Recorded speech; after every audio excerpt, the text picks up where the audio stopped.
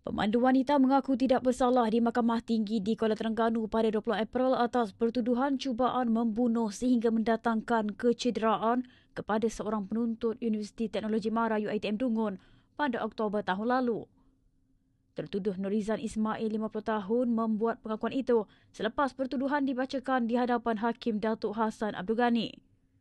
Mengikut pertuduhan, tertuduh didakwa melakukan perbuatan cubaan membunuh sehingga menyebabkan kecederaan pada Muhammad Ahmad Danish, Muhammad Ridwan 21 tahun di Jalan Pantai berhadapan UiTM Dungun, pada 7.35 malam 9 Oktober tahun lalu.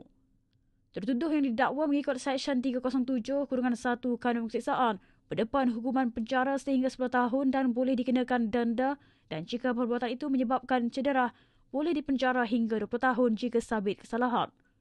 Sejurus pengakuan tidak bersalah direkodkan. Mahkamah menetapkan 20 Mei depan sebagai tarikh sebutan semula kes untuk serahan dokumen.